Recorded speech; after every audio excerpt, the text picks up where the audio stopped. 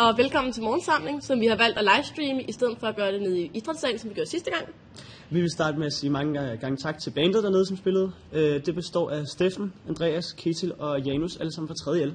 Ja, og vi har et spændende program til i dag. Først har vi et interview med Elisabeth, som er kulturdagsansvarlig. Så har vi et interview med Johanne, som er formand for caféudvalget. Ja. Herefter har vi en debat mellem lærere og elever om kommunikation, og hvornår har lærerne og eleverne egentlig fri. Til den debat, der har I mulighed for at skrive spørgsmål enten på sms på nummeret hernede under, eller på vores Facebook-gruppe. Ja, det er bare som at lave et opslag inde på Facebook-gruppen, og så kører den der. Derudover har vi jo fotokonkurrencen, som vi annoncerede sidst, og der skal vi have kåret en vinder, som vi får gjort her senere. Ja, og her i midten af programmet, der har vi noget særligt i ærmet til jer.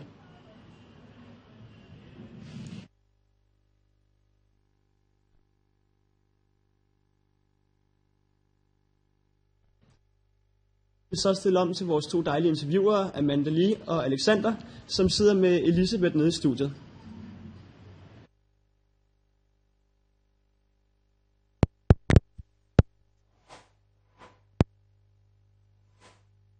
At der har været lidt mere bagom, hvorfor har vi egentlig kulturdagen? Kan du ikke prøve at forklare os lidt mere konkret, hvad kommer der til at ske i morgen torsdag? Jo, i morgen, når eleverne er her fra 8 til 15, så vil vi forhåbentlig kunne mærke, at huset virkelig summer af liv og energi og aktivitet, fordi der skal arbejdes i workshopsene, som jo er blevet forberedt med noget brainstorm og så videre. Men nu skal der ske noget konkret, så der kommer til at foregå alle mulige aktiviteter på kryds og tværs af huset. Og nogen skal ud af huset over på plug and play og lave parkour eller til brede eller nogle andre ting, men der kommer til at være liv og aktivitet over det hele. Når man så går hjem torsdag kl. 3 og er træt og glad og møder op kl. 9 fredag morgen, hvad kommer så til at ske? Det er så det, vi har kaldt aktionsdagen, så der skal man til at være færdig med det produkt, der skal vises frem. Og det kan være, at man ligefrem skal lave en form for happening eller optræde med noget, som man måske skal ud i byen og vise. Men i hvert fald kl. 14 skal det hele ligge klar, så rydder vi op over det hele og åbner op for åbent hus fra 15 til 19. Så det er der, alle forhåbentlig har fået inviteret deres venner og familie osv. Og så viser deres ting frem. Og det her åbent hus, hvordan fungerer det, eller foregår? Jamen, det er jo åbent for alle, der overhovedet har lyst til at komme, og man kan komme både her på gymnasiet og se de ting, som bliver udstillet, eller der er nogen, der skal optræde med dans, eller vise deres musikvideo, eller hvad det nu er blevet lavet rundt omkring. Der skal være noget med en måneraket, der skal sendes afsted og sådan nogle ting. I år har vi så som noget nyt også samarbejde med Ørestad Bibliotek, så der kommer også til at foregå nogle ting derovre, så der kan man altså også komme over og se nogle af de medieproduktioner, der er. Og når det er slut, så er der caféaften, som bliver super fedt, men det tror jeg nok, vi hører om lidt senere. Ja, men det er åbent for alle. Hvad med caféaften? Den er også åben for alle? Altså, det er jo svært at kontrollere, kan man sige, så det tror jeg, vi må sige, at det er det. Det er primært for eleverne, men jeg kunne forestille mig, at forældre og venner så på det tidspunkt måske gerne vil hjem. Men vi kan jo ikke rigtig kontrollere, om de gør det eller ej. Og helt kort til sidst, hvad har oplevelserne førhen været med de her kulturdage? At det er super god stemning, og folk er glade og får lavet nogle sjove ting op, der er nye sider af sig selv, og er sammen på kryds og tværs på andre måder, end man plejer at være. Så det er nogle helt andre dage, end man plejer at opleve i undervisningen, og det er rigtig fedt. Ja, men vi sender bare op til Nadia og Theodor igen. Ja, det lød jo super spændende. Jeg tror også, at vi glæder os til at vende skolen på hovedet i morgen og på fredag. Nu vil vi sende jer over til Alex og Amanda igen, fordi vi fortæller, hvad det var for et S, vi havde i ærmet. I forbindelse med gårsdagens debat på Ørestad Gymnasium har vi fået et eksklusivt interview med Cecilie Bæk, tv-værten, men også en helt anden person. Se med her. Ørestad Gymnasium rammen for debatten med Helle Thorning. Det er det, fordi at Ørestaden er et åbent gymnasium og et moderne gymnasium, og så faktisk også rigtig meget, fordi det har en indretning, der er super flot og gør sig rigtig godt på tv. Jeg er sikker på, at det kommer til at se helt fantastisk ud med de her øer af unge mennesker, som nærmest svæver med statsministeren inde i midten. Så det er derfor.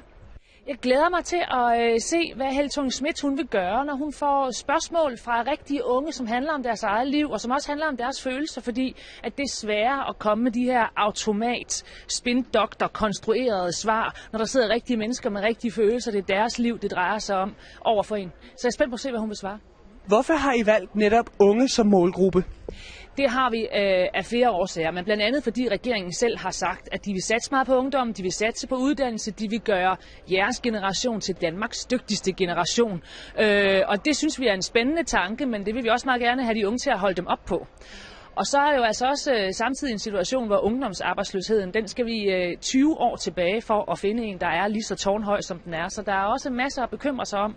Og de unge er også bekymrede for det. Det viser alle undersøgelser. Og det vil vi også meget gerne have dem til at fortælle hende og bede hende om at forklare, hvad hun har tænkt sig at gøre ved det. Hvis du skulle holde din åbningstale for unge mennesker kun, hvad skulle den så indeholde kort? Jamen rigtig meget af det, jeg allerede har sagt. Vi er jo optaget af børn og unge. Noget af det sidste, jeg sagde i min tale i dag, det er, at noget af det, vi skal i gang med nu, det er at have fokus på netop børn og unge. Så vi er optaget af jeres uddannelse, både når I går i gymnasiet, men også når I tager faglige uddannelser. Vi er optaget af, at I ikke skal sidde for mange i jeres klasser. Og vi er selvfølgelig også optaget af jeres mindre brødre og søstre, der går i folkeskolen, som skal have en god uddannelse. Hvad var den fedeste oplevelse ved at lave den her debat? Det var at se de unge være så engageret i at stille spørgsmål og være så vidende og bruge sig selv i forhold til statsministeren. Og hun sagde jo faktisk også selv, at det var nogle af de bedste spørgsmål, hun længe har fået. Fordi når folk de stiller spørgsmål, der kommer fra dem selv, som handler om noget, de personligt har oplevet, så bliver de bare bedre. Men hvad var det sværeste spørgsmål, der kom til Helle Thorning i aften, synes du? Jeg synes, det er rigtig svært at sige. Den pige, der sagde, jeg er rigtig bekymret for, hvad der skal ske med mig og min fremtid, fordi jeg er ikke særlig god til matematik. Jeg er 16 år, og jeg har bare ikke lært det. Den synes jeg er svært at svare på, fordi at hun er blevet 16 nu.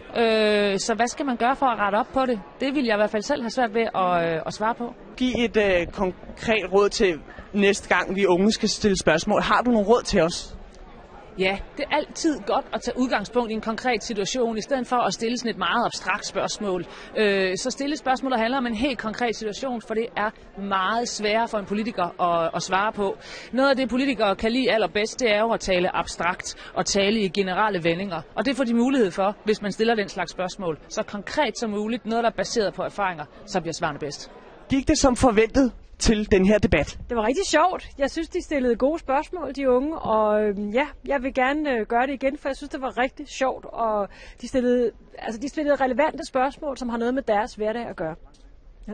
Tak skal du have. Ha' en god dag.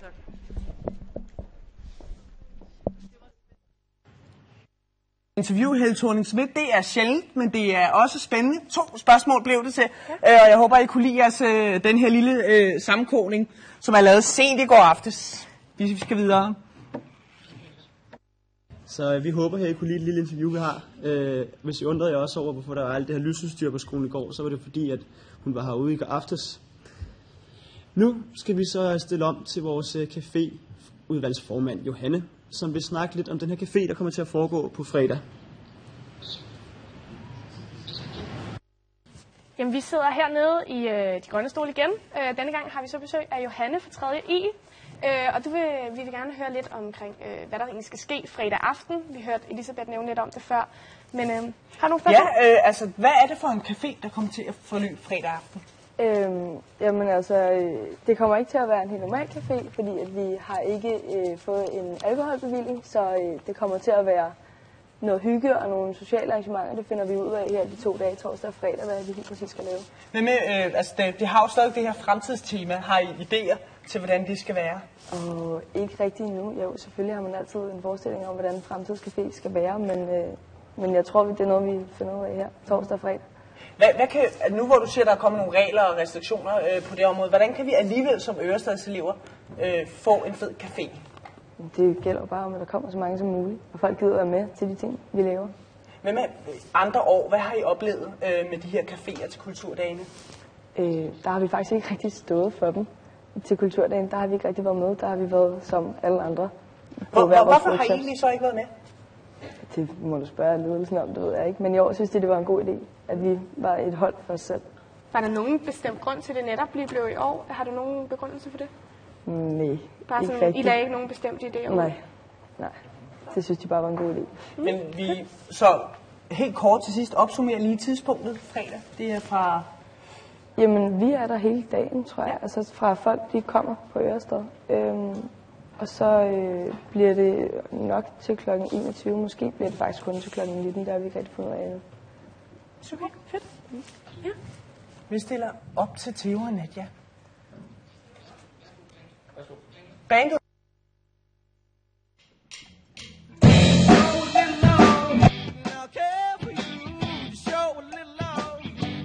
care for you, you show a little love. And I care for you, you show a little love. And I care.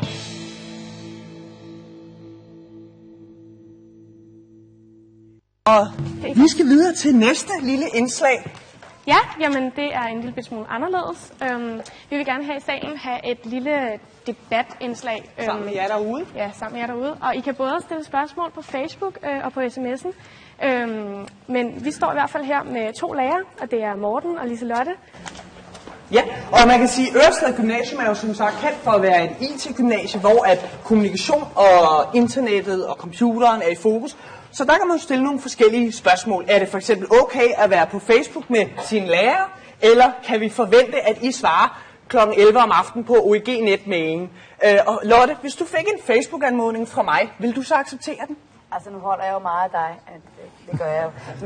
Men det vil jeg nok ikke. Nej, hvorfor ikke? Jeg vil nok i hvert fald som udgangspunkt sige, så længe jeg er din lærer, altså i professionel sammenhæng, og vi ser hinanden hver dag næsten, og så videre, og du stadigvæk går her på skolen, så vil jeg som udgangspunkt sige, så er vi ikke Facebook-venner. Hvem er dig, Morten? Hvis jeg ansøgte dig i aften, hvad så? Jamen, jeg er meget på Lottes side. Jeg skal sige, at vi har ikke fået en udstukken ramme fra rektor og fra ledelsen, så det er op til den enkelte at vurdere det, og derfor kan man godt opleve lærere, der vil acceptere og like og alt det her. Men personligt vil jeg heller ikke. Jeg har min egen politik, da der ikke er kommet en politik nedoverfra. Den er, at hvis elever har lyst til at være ven med mig, og jeg har lyst til at være ven med dem efter 3.G. Men inden da, så vil jeg ikke. Der vil jeg så sige, at man kunne måske godt bruge det i undervisningssammenhæng. Lave en historieside om et eller andet, og så vil jeg nok oprette mig, selvom man hvis det ikke må, oprette mig som lærer Morten. Altså, så det er, og det har noget at gøre med det, vi snakker om. Det er noget med at holde en professionel distance. Vi skal kunne give jer 0,2 eller et eller andet. Og hvis det er det, der skal til. Og der kan det være svært, hvis man har siddet og chattet om alt muligt. Det betyder jo ikke, at vi ikke kan have en god interaktion socialt i hverdagen. Vi har jo som sagt en masse spørgsmål fra Facebook, og jeg kan også se, at telefonen den ligger og biber her. Amanda, du? Ja, jamen vi havde først en, der skrev ind, en der hed Lu, som sagde, at hun ikke synes, at alt der sker i hendes liv, det rager hendes lærer, ligesom I også sagde, at det ikke rager eleverne, hvad I går og laver. Hun nævner også blandt andet, at det kan ændre ens syn. For eksempel hvis en elev, det sker jo tit, bliver face-raped eller et eller andet, at de så tænker, hvad laver min elev her, ikke? Og så på den måde, hun stemmer også lidt for, at man ligesom skal kunne holde den her professionelle distance. Men så er der også en, der hedder Nikolaj, der nævner, at man kan blive venner efter skolen, så det er jo meget det samme, I har sagt. Men igen, det er en rimelig subjektiv holdning, som veksler imellem, hvem man spørger. Alex, har du et spørgsmål? Ja, er der nogen her fra publikum, som vil prøve at besvare, vil du være Facebook-venner med jeres lærer? Kan vi få en her, som... hvad siger du til det? Vil du være Facebook-venner med din lærer? Nej, det vil jeg. Hvorfor ikke? Fordi at det kommer ikke rigtig min lærer ved, hvad jeg sådan laver privat og sådan noget. Men du kan ikke se nogen fordel i, at man kan kontakte læreren, eller hvordan? Altså jo, det vil selvfølgelig være praktisk, hvis du har spørgsmål til et eller andet, men man kan sige, at det har vi jo også en lektion og Google mail til. Sådan. Men hvad så, hvis vi elever ikke får tjekket op på lektion og Google-mailing? Hvad kan vi så gøre? Så er der ikke så meget at gøre, tror jeg. Så må man spørge. Der er 2 reaktioner her. Jeg prøver lige... jeg løfter lige snoren her, hvis det kan lade sig gøre. Ja, vi prøver lige at komme over til Lærke. Ja, hvad er din kommentar på det? Nej, selvfølgelig vil jeg da ikke være venner med min lærer på Facebook. Altså, hvis det er, man altså, vi er en del, der nogle gange tager i byen, og hvis man har nogle billeder op, der ligesom viser, at man måske ikke har været et sted, hvor man måske skulle være, at det så kan give en professionel anderledes vurdering af en som elev. Ens karakter kan eventuelt blive påvirket af, hvad man laver i sin fritid, hvilket jo ikke burde have noget med det at gøre. Det kan være svært at holde den professionelle distance, som Morten også snakker om. Men er det ikke meget fedt mandag morgen at kunne se, at så er en time aflyst, fordi læreren er hurtigere på Facebook, måske? Altså læreren burde da være hurtig på lektion, eftersom det er det, som de er sat ud for at være. Så må vi jo så bare tjekke lektion hurtigere end Facebook, ellers er der også rimelig mange, hvor klassen ligesom har deres egen Facebook-side, hvor man så deler de der oplysninger, så det skulle ikke være det, der er problemet. Men altså, man kan jo, hvis man er venner med sin lærer på Facebook, så kan man jo også distancere sig, og man kan sige, jamen jeg vil fravælge det og det, med hvad man kan se, men det bliver bare lidt for indviklet. Og de sociale medier, altså, de er jo anderledes end det, vi går og laver i skolen. Altså. Morten, du nævnte jo kort det der med, at man kunne bruge Facebook i undervisningssammenhængen. Er det så ikke derfor vigtigt, at vi er på Facebook med jer lærere? Jo, men jeg mener jo, at man kan gøre en masse ting på Facebook sammen, uden nødvendigvis at være venner. Faktisk ligesom at være på skolen, uden nødvendigvis at være venner. Vi har oprettet en rigtig lækker OEG-hjemmeside, Facebook-side hedder det vel. Man kunne også lave nogle sider, hvor folk går ind udefra for at samle sig om et fag, eller en kulturdag, eller hvad det kan være, uden nødvendigvis at være venner. I forhold til den her kontakt, der er imellem elever og lærere med OEG-netmailen, så kan vi lige tage et spørgsmål. Hvor går grænsen for, hvornår I kan svare på en mail, der dumper ind 12:30 om natten? Vil I sige? Ja. Altså nu, måske lige 12:30 om natten, der bliver der nok ikke besvaret en mail prompte. Men det kan også komme lidt an på situationen. Altså personligt har det så nogenlunde sådan, at hvis jeg ikke behøver at åbne min computer i weekenden, så har det været en god weekend. Det er ikke altid, det er sådan, det er. Men jeg forsøger i hvert fald at holde mailkorrespondancen til arbejdstiden. Hvad med dig, Morten? Du havde en kort kommentar med det her. Ja, bare kort. Jeg vil sige, hvis du spørger sådan, så vil jeg sige, at grænsen går ved vores arbejdstid. Og det, der så er en stor luksus ved at være lærer, det er, at man kan meget, meget langt hen ad vejen selv bestemme, hvor ens arbejdstid ligger. Men hvis man vælger, at den er 8-16, så må eleverne jo acceptere det. Så kan de sikkert måske til gengæld forvente et svar dagen efter i åbningstiden. Men det kan jo godt være et problem for elever, hvis klokken er 16:05, og vi ikke kan få svar fra OEG-net. Altså fuldstændig som når man skriver til kommunen, hvad sker der med min SU, og så får man heller ikke svar 12:30 om natten. Hvem er os elever? Bruger I jeres OEG-netmail? Prøv lige at lave en håndsoprækning. Bruger I OEG-netmailen? Hvem gør, og hvem gør ikke? OEG-netmail, det vil sige skolens mailsystem. Det er der en del, hvis kameraet kan vise, at der faktisk er en del, der ikke bruger den. Så må jeg høre, hvorfor bruger du ikke OEG-netmailen? Ej, det er fordi, at jeg har min egen private. Men du vil ikke omstille den sådan, så du også får skolens mail, eller hvordan? Det ved jeg ikke. Det sidste spørgsmål kunne også blive lidt teknisk, men hvad kunne man gøre bedre med den her OEG-netmail, for at flere af jer brugte? Er der nogen, der har konkrete forslag til det? Ja? Jeg har i hvert fald synkroniseret min private mail med min OEG-mail. Men det er fordi, jeg ved, at jeg ikke gider at gå ind på OEG eller Google Apps siden, for at gå ind og kigge efter mail. Så det er meget nemmere, at jeg bare har et program, der på min computer, jeg bare kan trykke på, og så kommer alle mailsene fra, og så viser den, hvilke mails jeg har fra Ørestad, og hvilke mails jeg har som privat. Så det vil sige, at du føler, at du kan lave systemet om, der gør, at du stadig ser mailen? Ja, altså jeg tror at det er okay, fordi at jeg får stadig mine lektier på mails, og mine delinger på mails, men de rører bare ind i en anden mappe end mine private mails. Amanda, har du et andet spørgsmål dernede der fra Facebook? Jeg har faktisk ikke særlig mange spørgsmål hernede, men vi har nogle folk, der kommer ind med kommentarer, hvor der blandt andet en, der sender, at som du sagde, Morten, med, at det kunne godt være, at der var nogle lærere, der havde en arbejdstid fra 8 til 4. Så er der en, der siger, jamen hvis nu man skal have hjælp til lektier, så er det svært at nå det inden klokken den er 4. Og det er jo også det, der er mange elever, der sidder derhjemme og for eksempel laver deres lektier klokken 10-11 stykker om aftenen. Og det er jo ikke noget sådan, men hvis man ikke kan komme ind i dokumentet, altså, så er det så acceptabelt, at man ikke har lavet lektier til dagen efter, hvis man først laver dem klokken 10 og ikke kan komme ind i dokumentet? Hvad synes I? Nej. Lektier skal man ikke se fra dag til dag, men over en uge mindst. Så når du ved, at du har noget til torsdag, så skal du ikke lave det onsdag. Og hvis du laver det onsdag, så har du selv bedt om et vilkår, der gør, at du ikke kan få online hjælp. Men, ja, nu har jeg selv været med i de her restudy-film, der kan være hjælp. Der kan også være hjælp i Facebook-grupper, som elever laver. Der kan jo være folk, der sidder klokken 10:30 med det samme problem. Så kan man chatte derinde. I kan også selv lave en masse ting. Men man kan ikke forvente, at læreren er til rådighed hele tiden. Har du en anden holdning? Nej, jeg er sådan set enig med Morten her. Og igen, hvis man har nogle problemer med sine lektier derhjemme, så må man jo i hvert fald sørge for at finde ud af, hvad er det præcis problemet består i. Ofte vil man kunne lave noget af det, og så er der nogle ting, man har svært ved, og så må man spørge dagen efter, når undervisningen så kommer. Det er jo også sådan arrangementet er. Og så vil jeg lige tilføje, at der er også nogle undtagelser til det her med mailkorrespondance. Og det er, når SAP-sæsonen sætter ind, så er vi lærere, der har SAP'er ekstra på dupperne i forbindelse med det. Det er der ingen tvivl om. Ikke at vi nødvendigvis svarer klokken 1 om natten, men vi er lidt mere på.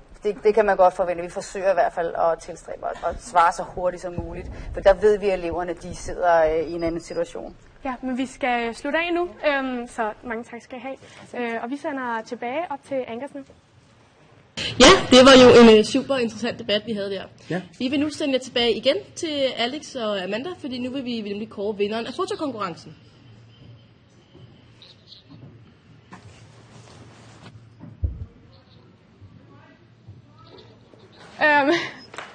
Vi har en lille fotokonkurrence, og vi skal lige have udleveret nogle præmier til de forskellige. Sælge et billede ind, og så vil der være en lille jury bestående af Allan, vores rektor, en arkitekt og en fotograf, som vil bedømme de her billeder. Og vi vil overrække priserne i denne morgen sammen. De ligger her. Yes. Og vi lægger lige den store første præmie frem her. Og lad os starte kort med tredjepladsen. Tredjepladsen går til Karoline Lynggaard Hansen fra 2. A. Hvor er hun henne? Vi vil gerne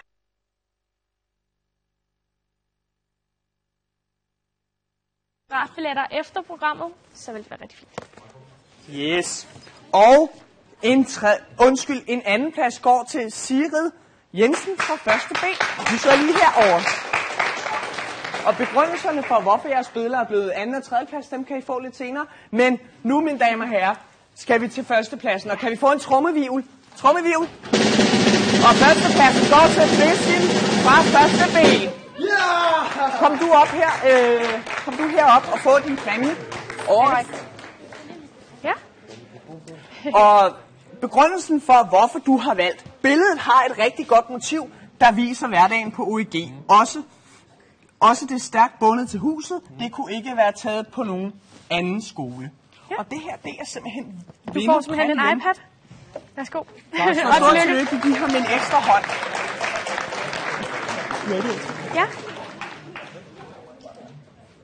Altså, vi har også lige hurtigt en lille ekstra ting, og det er en tillykke til Radiator, som er et band, der kom her fra skolen. De har vundet en stor konkurrence her i fredags, som hedder Bands on the One. Og den vandt de i fredags, som sagt. Så stort tillykke til dem, og så smider vi den op til Nadia og Theo igen. Ja, stort tillykke til Basim, min egen put. Nu vil vi sende jer... Nej, det vil vi ikke. Vi vil faktisk sige tak for i dag.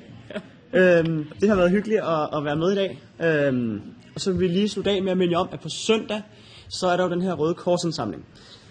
Og det er altså en super hyggelig ting, guys. Det er virkelig noget, jeg burde melde til. Vi mangler ikke så mange, så kan vi være med i konkurrencen. Vi mangler omkring 10 mennesker. 10 mennesker, så kan vi få LC.